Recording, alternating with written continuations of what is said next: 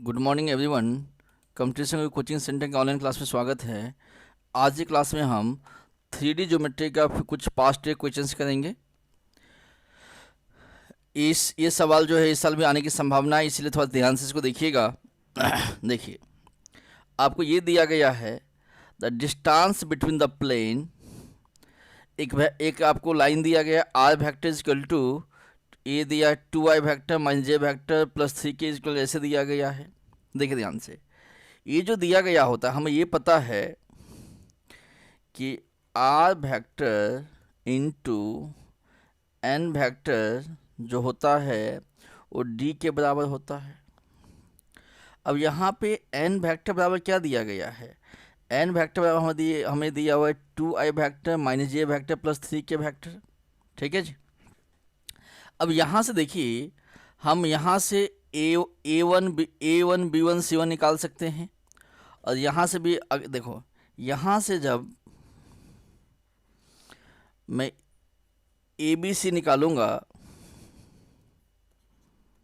तो यहाँ से ए बी सी, ए कितना हो जाएगा 2 हो जाएगा, बी कितना हो जाएगा -1 हो जाएगा, सी कितना हो जाएगा 3 हो जाएगा। ए बी सी यहाँ से आ गया।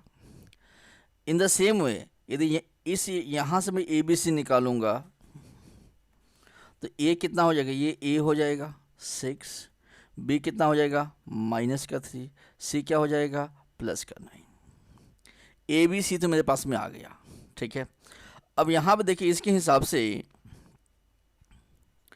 P1 इज इक्वल टू होता है बच्चों formula -d divided by root under a square plus b square plus c square. ठीक है जी, -d divided by root under a square plus b square plus c square. अब -d का मतलब हमें माइनस में यहाँ पे क्या दिया है, -4, ए square b square c square. तो क्या मैं इसको सीधा ऐसे लिख सकता हूँ, 2 का स्क्वायर 4, 1 का स्क्वायर 1, 3 का स्क्वायर 9। तो ये कितना हो जाएगा, ये हो जाएगा वो -4 बाई √40। ये हो गया P1 का वैल्यू। ये क्या हो गया P1 का वैल्यू। इसी हिसाब से हम लोग P2 भी निकाल सकते हैं। देखिए, फिर से सेम फॉर्मूला लगाएंगे तो मैं सीधा लिख देता हूँ P2 is equal to 30 divided by ये 13 divided by root under a square b square c square. कितना हो जाएगा, 9 का स्क्वायर 81 हो जाएगा, 3 का स्क्वायर 9 हो जाएगा, 6 का स्क्वायर 36 हो जाएगा। ये कितना हो जाएगा 13 बट्टा, ठीक है जी, 13 ओपन कितना हो जाएगा, कैलकुलेट कीजिए इसको। ये हो जाएगा आपका 36 9 45, 81 और 45, ये होगा 81 एंड 45, 5 1 6, कितना हो गया 36 9 45 और 9 का स्क्वायर 81, 516 हो गया, 126 हो गया, है ना, 126 हो गया। तो रूट अंडर 126 हो गया। रूट अंडर 126 को मैं 3√40 लिख सकता हूँ। अब मेरे पास P1 भी आ गया, P2 भी आ गया। Now I have P1 and I have P2 both. ठीक है जी। अब तो आसान हो गया निकालना। मुझे डिस्टेंस निकालनी है तो मैं कैसे निकालूंगा, डिस्टेंस कैसे निकाला जाता है, मोड P2 माइनस P1। अब P2 कितना दिया गया है, P2 दिया गया अपने पास में 13 माइनस, ये आपको P2 हमारे पास में दिया गया 13 माइनस 3√14 माइनस, अब ये क्या है -4 ओपन रूट अंडर 14। इनको जब हम सोल्व करेंगे तो नीचे में आएगा कितना 3√40, 13 का 13 आ गया, 4 या 12 हो जाएगा। तो आंसर क्या हो जाएगा 25 बट्टा 3√14। ये आपका आंसर है। ठीक है, ये आपका आंसर है। ठीक है, पहला सवाल ये था। अगला सवाल देखिए, shortest distance between two lines के कहा गया है। तो इसका पहले हमें फॉर्मूला पता होनी चाहिए। इनका फॉर्मूला क्या होता है, देखिए शॉर्टेस्ट डिस्टेंस का फॉर्मूला होता है, इनका फॉर्मूला होता है d is equal to b1 vector into b2 vector dot a2 vector minus a1 vector divided by, ठीक है जी, b1 vector into b2 vector का मोड। अब यहाँ पे मेरे पास a1 a2 b1 b2 होनी चाहिए। अब यहाँ देखिए ये क्या है, देखिए ये जो आपको दिया गया है ये है आपका a वेक्टर, ये क्या है b वेक्टर, ये b1 है a1 है, ये क्या है जी, ये आपका a2 वेक्टर, ये क्या है b2 वेक्टर। तो मेरे पास a1 a2 b1 b2 दिया गया है, मैं इसमें आंसर निकाल सकता हूँ। पहले मैं लिखता हूँ a2 vector minus a1 vector क्या होगा, तो a2 क्या है -2i cap plus 7k cap minus क्या हो जाएगा जी, यहाँ पर देखिए -3i प्लस 6j, यही है ना, प्लस 6j। तो यहाँ से मैं a2 माइनस ए निकाल सकता हूँ, ये क्या हो जाएगा -2i cap plus 7k cap plus 3i cap minus 6j cap. ये किसके बराबर हो जाएगा जी, this will be equal to,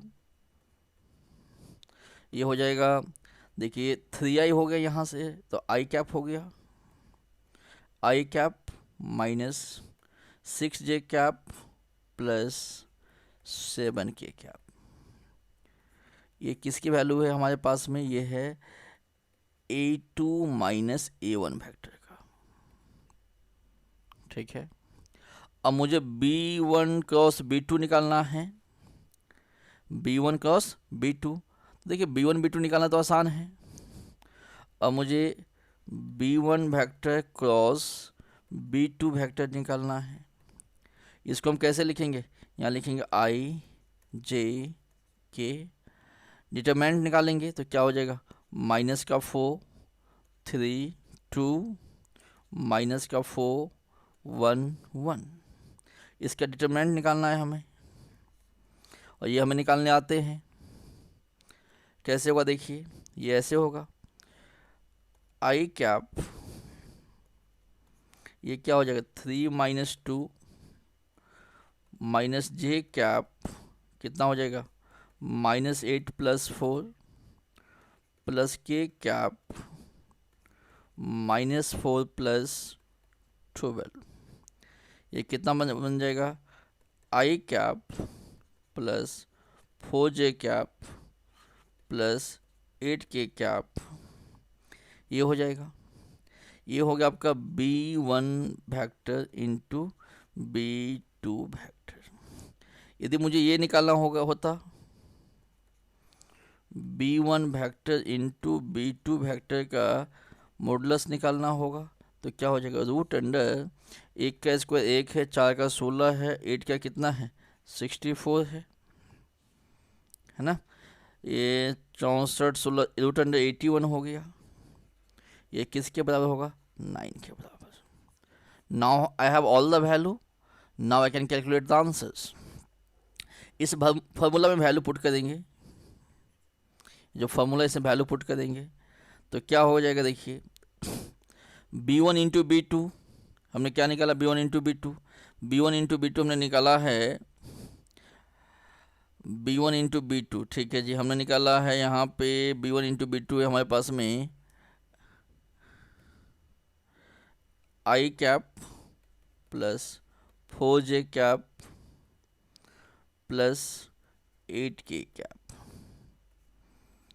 dot 1 minus i cap minus 6j cap plus 7k cap.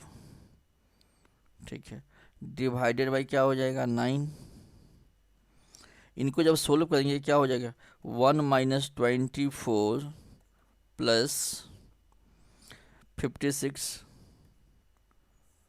By 9, ये किसके बराबर हो जाएगा 33/9। ये किसके बराबर हो जाएगा 11/3। यही आपका सही आंसर है। जब पेपर में सवाल आया हुआ था तो ये ऑप्शन पेपर में था ही नहीं। ठीक है, इसीलिए इस सवाल के लिए सारे बच्चों को नंबर दिया गया था, बट इसका सही आंसर क्या हो जाएगा 11/3 हो जाएगा। ठीक है जी, अगला सवाल देखिए, मुझे एंगल निकालना है। एंगल निकालने के लिए मेरे पास क्या होनी चाहिए A1 B1 C1 A2 B2 C2 होनी चाहिए। देखिए यहाँ से, अब यहाँ से A1 क्या हो जाएगा A1 हो जाएगा 2, B1 क्या हो जाएगा माइनस का 1 एंड C1 कितना हो जाएगा 2। सेम है A2 कितना होगा 6, B2 कितना होगा माइनस का 2 और C2 कितना हो जाएगा 3। फॉर्मूला क्या होता है cos theta is equal to A1 A2 B1 B2 C1 C2 divided by A1 का स्क्वायर B1 का स्क्वायर C1 का स्क्वायर इंटू A2 का स्क्वायर B2 का स्क्वायर C2 का स्क्वायर। अब सीधा मल्टीप्लाई करवा देंगे यहाँ पे। देखिए यहाँ पे 2 इंटू 6 12 हो जाएगा, -2 इंटू -1 इंटू -2 तो क्या प्लस का 2 हो जाएगा, प्लस 3 2 जा 6 डिवाइडेड बाई, अब यहाँ पे 2 का स्क्वायर 4, 2 का स्क्वायर 4, 1 का स्क्वायर 1, 4 4 8 1 9, रूट अंडर 9 कितना हो जाएगा 3 हो जाएगा। यहाँ पे देखिए 6 का स्क्वायर 36, 2 का स्क्वायर 4, 3 का स्क्वायर 9, रूट अंडर 49 है ना, 36 4 40 रूट अंडर 49 कितना हो गया 7 हो जाएगा। तो आंसर क्या हो जाएगा 14 6 20/21। This is answer. इस हिसाब से 3D ज्योमेट्री का जितना भी सवाल लास्ट ईयर पूछा गया था वो आपको बता दिया गया है। यदि आप 3D ज्योमेट्री के पार्ट 2 देख रहे हैं तो जाके पार्ट 1 में देखिएगा, कुछ सवाल पार्ट 1 में डिस्कस किया गया है। यदि आपको टॉपिक कंप्लीट समझ में नहीं आया है, यदि कंप्लीट टॉपिक समझना चाहते हैं तो कंपटीशन गुरु कोचिंग सेंटर का प्लेलिस्ट पे जाके 3D ज्योमेट्री का 4 लेक्चर से अपलोड किया गया है। यदि वो लेक्चर्स आप पढ़ लेते हैं तो 3D ज्योमेट्री का कंप्लीट नॉलेज आपको आ जाएंगे। उसके बाद कोई भी पेपर हो जहाँ पर 3D ज्योमेट्री आता हो वो सवाल आप कर सकते हैं। यदि आपको वीडियो में अच्छा लगा हुआ हो तो चैनल को सब्सक्राइब कीजिएगा, बेल नोटिफिकेशन दबा दीजिएगा, सो दैट आगे से कभी भी कोई भी नई वीडियो अपलोड होगा तो आपको नोटिफिकेशन आ जाएंगे। यदि कोचिंग क्लास में आप आना चाहते हैं, ऑनलाइन क्लास में आना चाहते हैं तो हमारे हेल्पलाइन जो नंबर है 8283-867-867, इस पे आप कांटेक्ट कर सकते हैं। धन्यवाद।